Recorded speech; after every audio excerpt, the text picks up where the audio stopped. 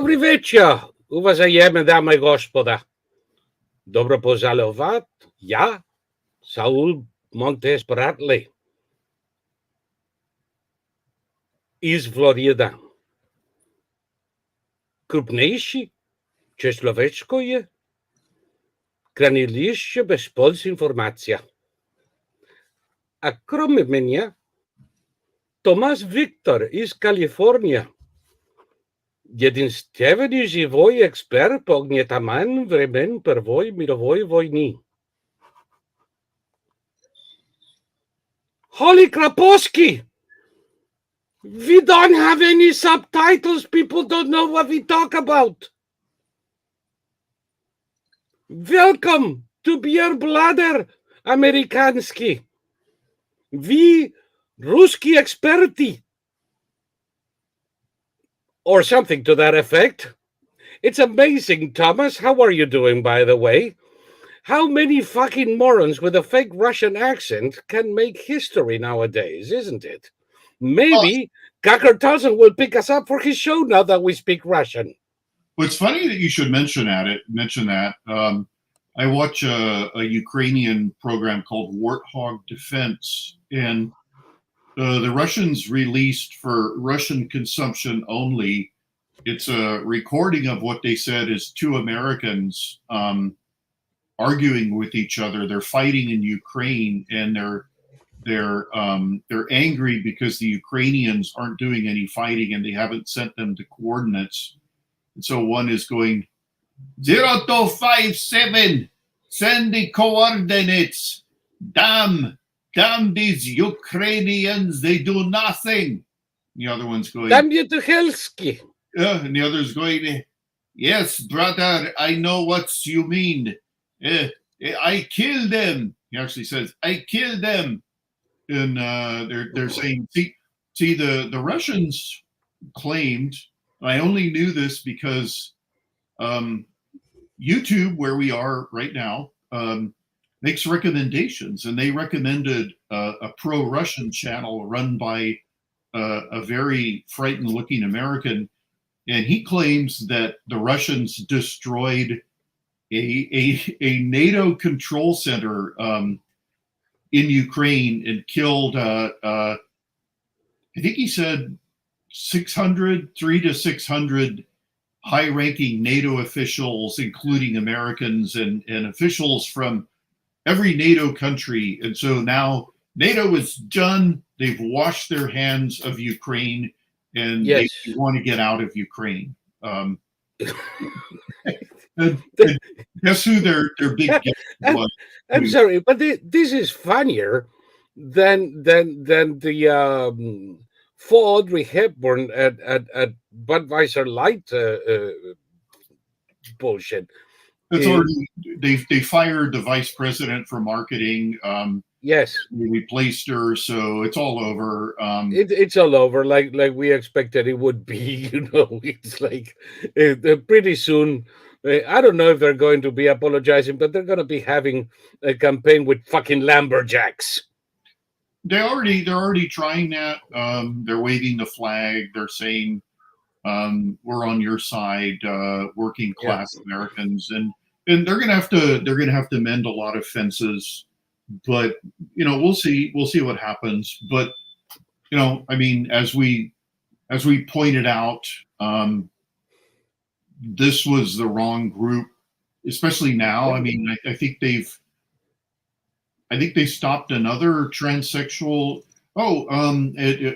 Just sort of segueing briefly out of that, the guy who shot up his former bank, or his soon-to-be former bank in Louisville, he left a suicide note that said he did this to prove how easy it is for people like himself, who was deeply mentally ill, to get guns in the United States. So he was actually pro-gun control.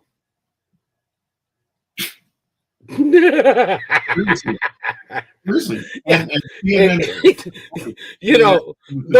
those of us who have concealed carry are so off our rockers that anti-gun people have to shoot people to show how off our rocker we are. Okay, I live in California, and I recently bought a firearm, and the real ID isn't going to happen, or isn't going to become a requirement till 2025. But according to the gun people, although I couldn't find this anywhere, he said that California requires you to have real ID to make any gun purchases now. So I had to bring in my birth certificate and my social security card in order to make my gun purchase. And this was a run-of-the-mill firearm. And I had a 10-day waiting period, and they couldn't sell me ammunition at the same time that I bought this weapon. And it was amazing. So don't tell me that guns are easy, to buy all over the country. There are different states with different rules, and besides, they could be selling guns in vending machines, but if it isn't for people who want to use them to murder people, guns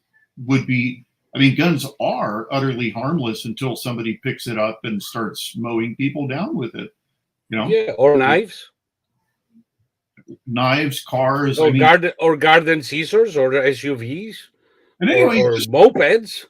This is all moot because the Supreme Court has spoken, and the Second Amendment overrides everything.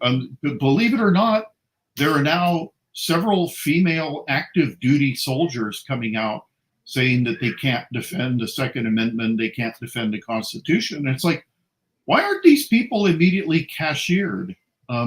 Why are they making TikTok in full uniform talking about how they defend the Second Amendment? And by the way, I don't care what position they take. They come out in TikTok in full uniform saying that April showers bring May flowers, and they ought to be cashiered. They cannot use their uniform making any kind of statement in social media, period. End of story. Goodbye. Let me just check just to make sure. Let's see. U.S. Army oath. I just want to make sure I have the wording right. Okay. I, Thomas Wictor, do solemnly swear that I will support and defend the Constitution of the United States. So these people, against all enemies, foreign and domestic. Doesn't matter that part. What I'm talking about is they say that they take an oath to defend the Constitution, and these women, I've seen 3 of them now say they can't defend the Constitution, and they're saying this while wearing their uniform. So throw them out. Throw them out. Yeah. Obviously, it's a confession as far as I'm concerned. Absolutely. And that's the point you're trying to make. Yeah. And I think you're right. You're not going to find any argument with me over that. They're desperately trying to hold on to whoever's in the military, but you can't have people who are claiming that they will not defend, the Constitution. You can't have them in the U.S. military. They're not worthy to wear the uniform. They're not fit to wear the uniform. No, it's a condition sine qua non. Exactly. If you don't do this, you cannot be there. Period. End of story. There is no other consideration to be made. No. I would propose to you that the same applies to everybody in public office, elected office, appointed office, where they have to swear that they will protect and defend the Constitution of the United States. Yeah. And then they turn around and they take a shit on it. Yeah, and that's. I mean, okay, when did we become so jaded that we don't give a shit about it anymore? I saw a video of Trump at a pizza parlor, I guess in Florida, and he just they're making a big deal about the pizza parlor being given only 45 minutes notice. They could have said we can't do it in 45 minutes. They gladly welcomed him.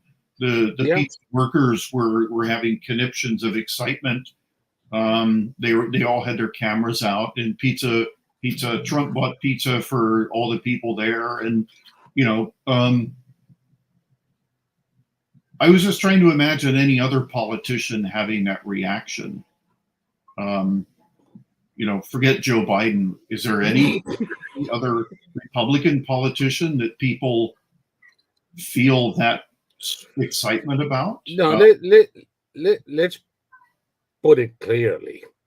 Irrespectively of whether this or that is or maybe or one day could be a good candidate, nobody arouses more passion than Trump. Exactly. Pro and against. Yeah. People who hate him with irrational passion. People who love him unconditionally. And I don't think there's another politician who can provoke that reaction today. No, and the support is based on him delivering, that he's a politician who delivered, who took the oath and delivered on it. And, like you said, we've become jaded when it comes, oh, that's politics. Oh, well, okay. The people who boycotted Anheuser-Busch did so because they weren't going to take this particular situation. That can always be done. You can instead of boycotting politics, you can vote responsibly. You can learn the issues and vote which politicians support your position the most, which have good records, which have this, that, and the other. And I see videos on YouTube all the time about people on our side complaining about what's happening in blue states. I don't care what's happening in blue states. Those people are voting to live in hell on earth. So, Yeah. Do you give a rat's ass about policing in Chicago? I don't. No. And Chicagoans obviously don't either. That's why they voted this asshole.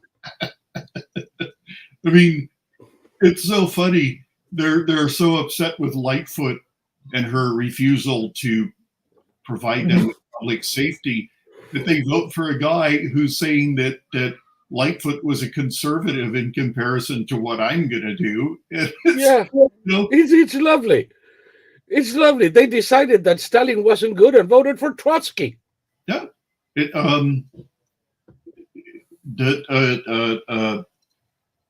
There are multiple corporations preemptively leaving Chicago after this guy got elected. And the more the merrier. Who can blame them? By the way, what the crap are they doing still there? Yeah. Because we've seen the writing on the wall for the better part of the last 3 decades. Well, Walmart gave them 17 years and it didn't work out. Yeah. I mean, talk about patience. Yeah. So, talk about patience and but by the way, I have to bring this in. It's completely out of schedule. I don't mean to wayside you, but have you been keeping up on Khartoum? On what? Khartoum.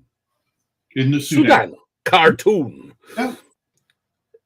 Have you seen? Because we now have a Biden pattern to surrender and cut and run. Yeah. And it's in full swing. They ordered the evacuation of Embassy Khartoum. Yeah.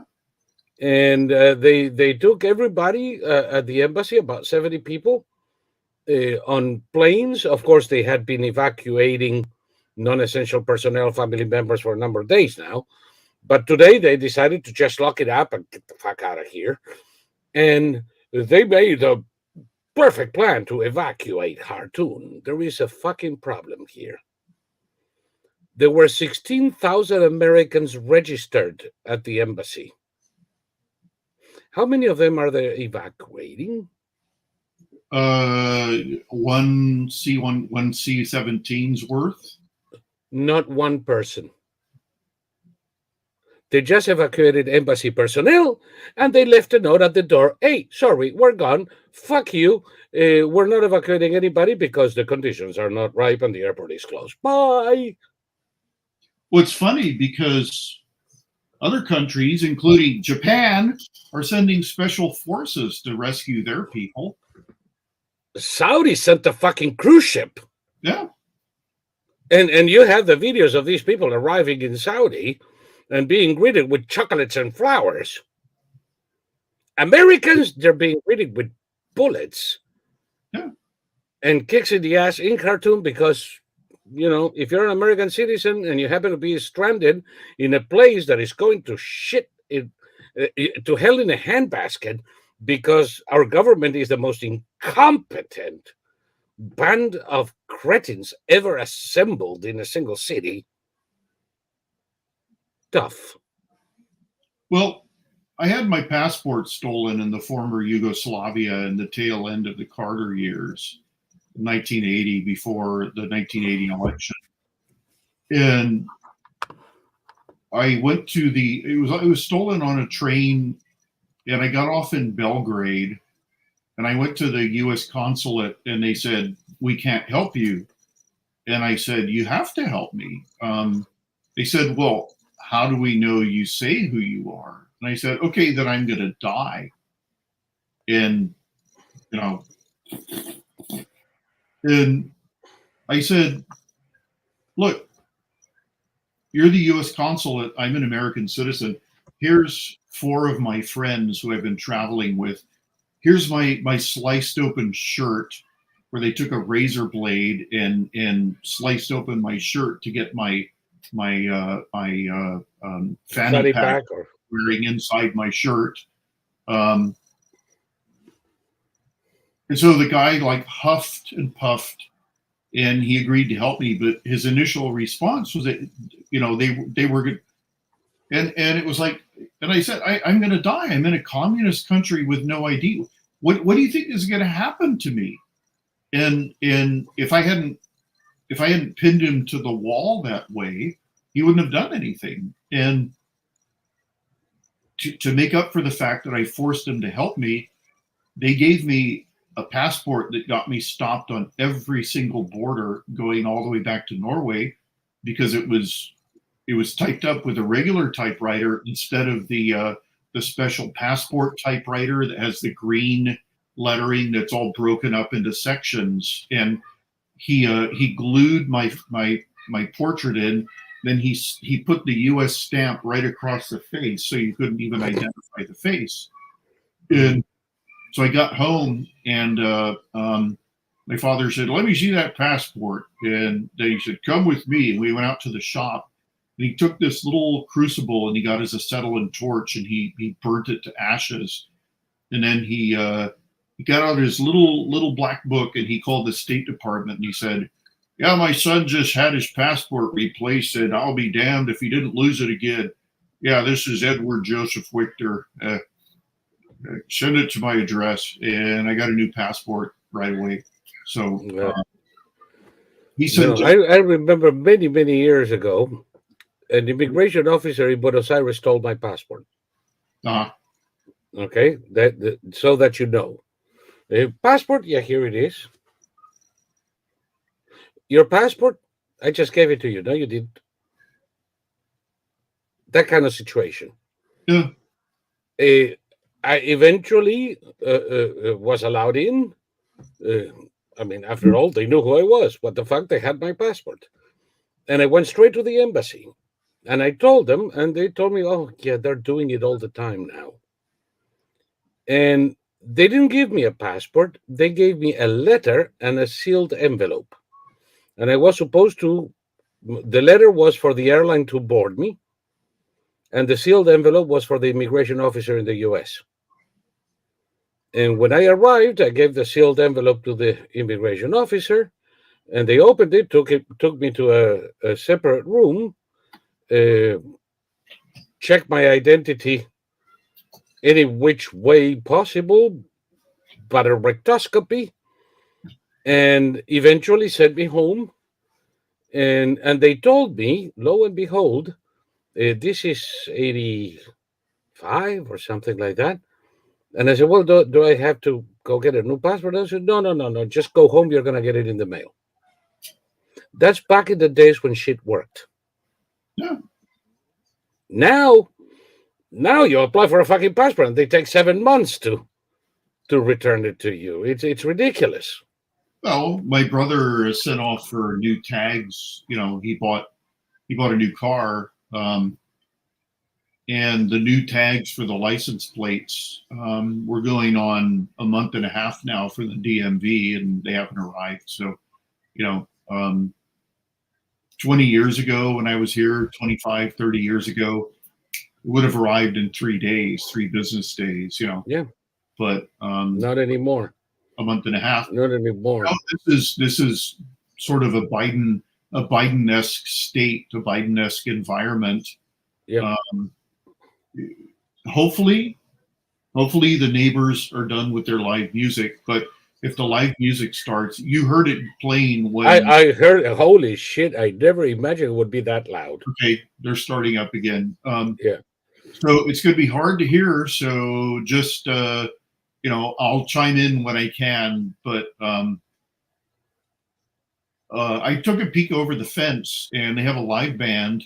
Everybody's standing this far from the live band, and as loud as it is in my house, the speakers are faced away from my house. So God help all those little kids. They have a jumpy castle out front. I think it might be a quinceanera or whatever. Yeah. Somebody's birthday for sure. Yeah, everybody's going to end up with, well, they've already got hearing damage from just tonight. It's the loudest they've ever played. And they came over before the sunset and begged me not to call the cops. They said, depends on how long it goes. So we'll see. Yeah. Going back to Sudan for a second, because I really cannot believe that we left Afghanistan and we left thousands behind, U.S. citizens and U.S. allies. Now we're leaving Khartoum and we're leaving every U.S. citizen behind. This is for the hall of shame. And somebody says here, I have to believe that Biden wants to turn over the entire region to Tehran. You better fucking believe it. I mean, just look at who the Secretary of State is. And you have this dynamic duo of Blinken and Sullivan, who are brown nosers of the mullahs in the two key positions. And one of them, at least, got there by getting 50 assholes to betray this country and the Constitution they swore to uphold and defend by running cover for Biden with the Hunter Biden laptop. Yeah. Oh, shit. We're still in YouBoob. I wonder if that got us. Well, you know what? Let's leave. Yeah, time to leave. Folks, if you're in YouBoob, please click on the link to continue in Odysee, and we'll see you here. Now is the Adult Swim. Good night.